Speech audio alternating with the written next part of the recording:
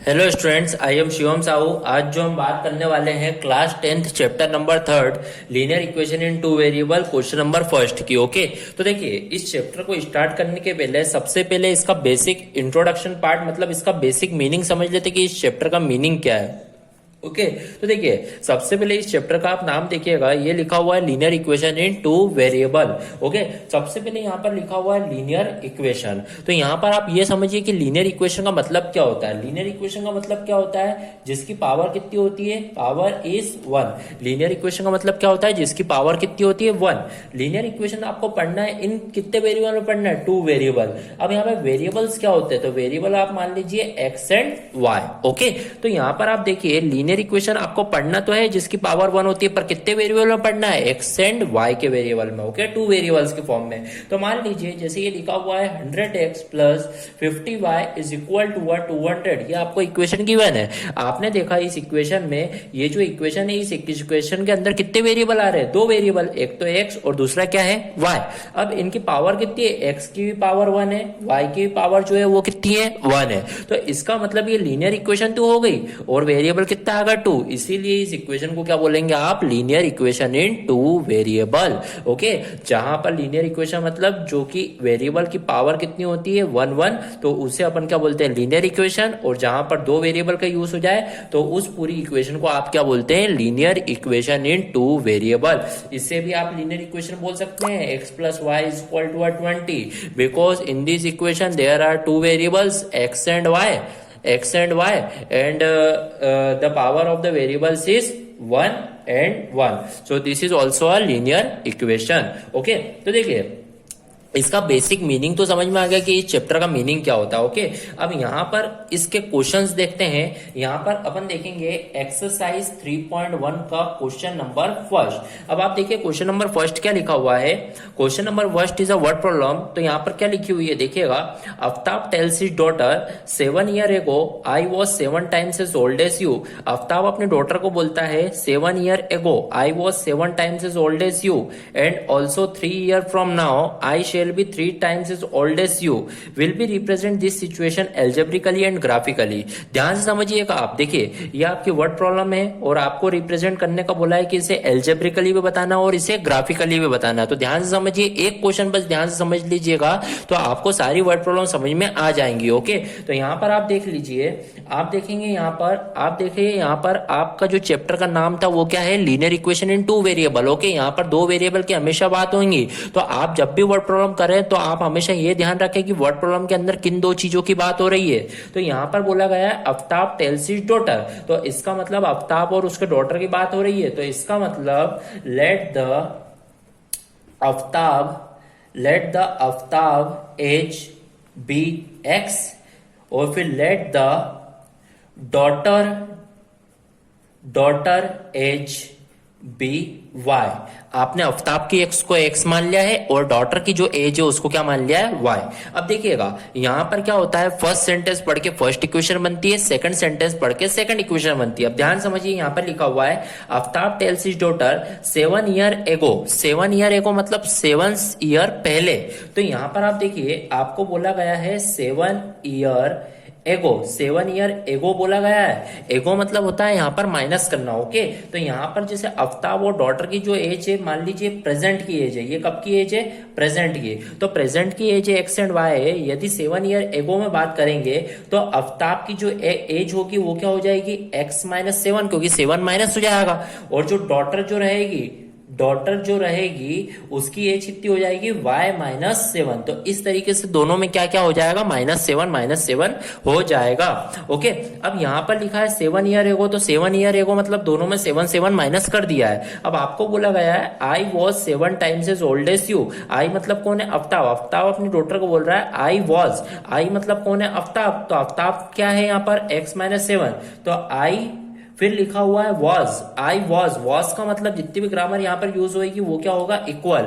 I was 7 मतलब यहाँ पर 7 टाइम्स मतलब होता है multiply as old as you मतलब यहाँ पे कौन है, डॉटर, वो डॉटर से बोल रहा है, तो इसका मतलब डॉटर जो है वो क्या है, y-7। तो इस तरीके से आपको इक्वेशन लिखना होगी। अब देखिए इससे सिंपली सॉल्व कर दीजिए, x-7 is equal to 7 into y 7y 7 7 जा 49। इस तरीके से आपने फाइनली लिख दिया। अब इस इक्वेशन को आप लिख दीजिए, पहले x 7y इधर आएगा तो -7y इज इक्वल टू, आप देखेंगे ये -49, -7 उधर गया तो +7, तो इसका मतलब -49 +7।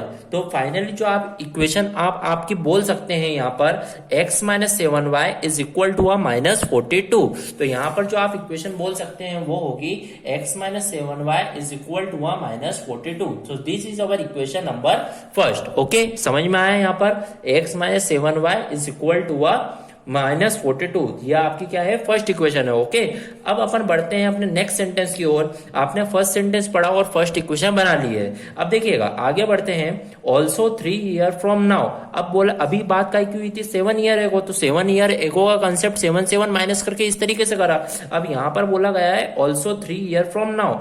3 ईयर फ्रॉम नाउ, नाउ का मतलब क्या होता है, प्लस करना। तो ध्यान से समझिएगा, 3 ईयर नाउ, 3 ईयर नाउ का मतलब होगा जैसे आफ्ताब जो है प्रेजेंट में उसकी एज और डॉटर की जो एज है x एंड y है। अब 3 ईयर नाउ का मतलब होगा आफ्ताब की एज हो जाएगी x+3 और जो डॉटर है, डॉटर की जो एज हो जाएगी वो हो जाएगी y+3। ओके, 3 ईयर नाउ का मतलब क्या होता है, दोनों में 3 प्लस करना। अब यहां पर बोला गया है अब also 3 year from now I shall be, I मतलब कौन है यहाँ पर, आफ्ताब, तो Aftab I shall be, I मतलब आफ्ताब, और यहाँ पर बोला गया है आई शेल बी का मतलब क्या होता है, equal to I shall be 3 times का मतलब multiply as old as you मतलब यहाँ पर कौन है, daughter. I shall be, I मतलब यहाँ पे डॉटर, आई शेल बी का मतलब equal to 3 times as old as you मतलब कौन है यहाँ पर, डॉटर।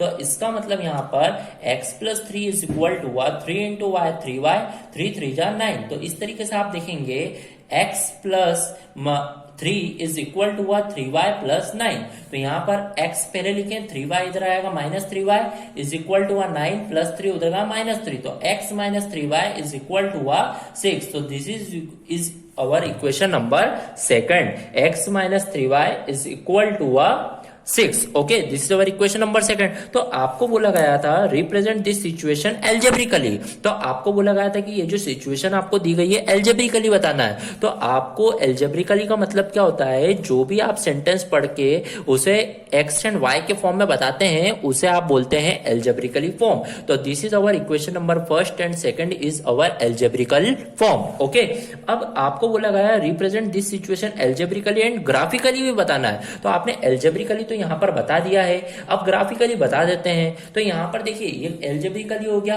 अब ग्राफिकली के लिए आप देखिएगा किस तरीके से होगा।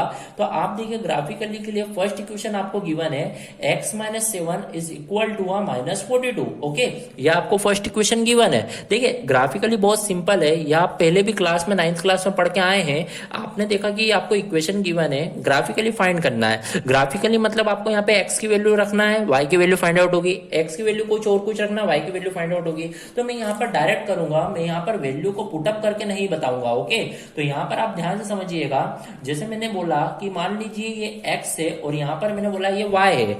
मान लीजिए मैं x की वैल्यू 0 रख रहा हूँ, x की वैल्यू क्या रख रहा हूँ यहाँ पर 0। तो यदि यहाँ पर 0 रखूंगा तो -7 अपॉन में, तो 7 6 जा 42 होता है। तो y की जो वैल्यू रहेगी वो कितनी आ जाएगी, यहाँ पर 6 आ जाएगी। y की वैल्यू क्या आ जाएगी, 6। ओके, फिर मान लीजिए अब मैं क्या कर रहा हूँ, y की वैल्यू को 7 रख रहा हूँ, y की वैल्यू क्या रख रहा हूँ 7। तो यहाँ पर मैंने देखा 7 7 जब 49 हो जाएगा, तो यहाँ पर -49 जब उधर जाएगा तो +49, तो +49 - 42, तो यहाँ पे क्या आ जाएगा +7। तो मतलब x की जो वैल्यू आएगी वो कितनी आएगी 7। तो इस तरीके से आपके पॉइंट क्या हो जाएंगे, फाइंड आउट हो जाएंगे। ओके, तो अपन ने यहाँ पर इक्वेशन नंबर 1 के लिए पॉइंट्स फाइंड आउट कर लिया, जिसे अपन अभी ग्राफ में प्लॉट करेंगे।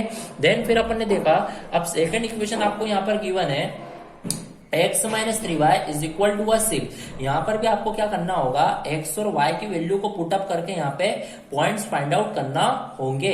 तो यहाँ पर आप देखेंगे, यहाँ पर ये आपका है x और ये आपका है y।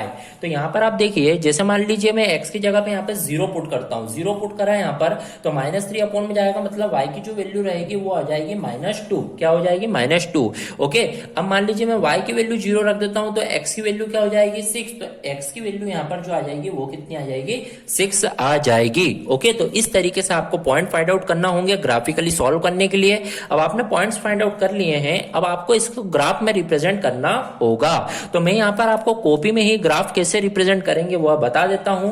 तो यहाँ पर आप ध्यान से समझिएगा, जैसे मान लीजिए मैंने ये y एक्सिस है आपकी, और यहाँ पर मान लीजिए ये जो है ये आपकी कौन सी एक्सिस है, x एक्सिस है। ओके, तो this is our x axis and this is our y axis. Okay, and मान लीजिए ये आपकी क्या होगी, नेगेटिव x एक्सिस, और नीचे जो रहेगा ये क्या होगा, -y एक्सिस। तो ये आपका पॉजिटिव x एक्सिस है, यहाँ आपका नेगेटिव x एक्सिस है, यहाँ आपका पॉजिटिव y, यहाँ पे आपका नेगेटिव y एक्सिस है। अब आप देखिएगा x में जो सबसे बड़ी वैल्यू है वो 7 तक है, तो यहाँ पर मैं प्लॉट कर रहा हूं 1 2 3 4 5 6 7 8 और -1 -2 भी लिख दिया है। ओके, फिर मैंने देखा y में जो सबसे बड़ी वैल्यू है 7 है, तो यहां पर भी 1 2 3 4 5 6 7 8 मान लीजिए 9। ओके, और माइनस में भी वैल्यू है -2 तक, तो यहां पर इसकी वैल्यू रख देते हैं -1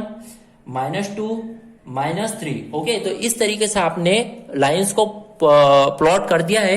अब आप देखिए जो x की वैल्यू 0 है, 0 पे कितना चाहिए, 6। तो आप देखिए 0 मतलब ये आपका ओरिजिन है, तो 0 पे 6 चाहिए। मान लीजिए मैं इसको a पॉइंट, इसको b पॉइंट, इसको c पॉइंट, इसको d पॉइंट बोलूंगा। ओके, 0 पे 6, तो 0 पे 6, तो 6 मतलब ये रहा 0 पे 6। तो इस पॉइंट को मैं प्लॉट कर देता हूं a पॉइंट देके। ओके, फिर आपने देखा 7 पे 7, 7 पे 7 मतलब 7 ये रहा, और जाना भी कहां पे, 7 पे।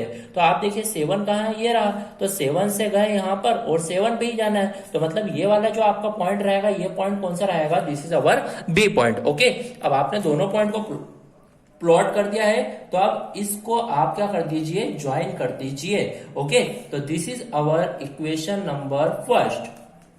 ये जो आपकी रहेगी इक्वेशन नंबर फर्स्ट रहेगी। ओके, आप ऐसा भी बता सकते हैं। ओके, फिर अब अपन सेकंड की बात करते हैं, तो आप सेकंड पे देखोगे 0 पे -2, तो 0 पे -2 मतलब 0 पे आपको जाना है -2, तो -2 पे आपने 0 पे -2 पे आपको इसको बोल दिया है this is our C point, because आपने इसको क्या बोला है, सी पॉइंट। देन फिर आपने देखा 6 पे 0, 6 पे 0 मतलब 6 कहाँ है, ये रहा, देन 0। तो ओके, तो यहाँ पर भी आपने पॉइंट प्लॉट कर दिया है, तो ये पॉइंट को आप बोल सकते हैं डी पॉइंट। ओके, तो इस तरीके से आपने दोनों पॉइंट को यहाँ पे प्लॉट कर दिया है। अब आपको यहाँ पर इसको क्या करना होगा, यहाँ पर ज्वाइन कर दीजिए। ओके, तो यहाँ पर जब आप ये ज्वाइन करोगे तो इसे आप इस तरीके से आप ये ज्वाइन कर दीजिए। ज्वाइन करने के बाद इसे ऐसा खींच दीजिए, फिर आप बोल दीजिए ये जो है वो क्या है आपकी, this is our equation number 2 की ग्राफ है। ओके, तो इस तरीके से आपका यहाँ पर प्लॉट होगा। ओके, तो यहाँ पर इस तरीके से अपना क्वेश्चन नंबर फर्स्ट में बोला गया था, represent this situation algebraically and graphically. तो एल्जेब्रिकली मतलब आपको इक्वेशन ड्रॉ करना होती है, एंड ग्राफिकली मतलब इस तरीके से आपको ग्राफ ड्रॉ करना होता है। Okay, so here our question number first of exercise 3.1 of chapter number 3rd of 10th class is completed. If any doubt, then comment in a comment box. Thank you.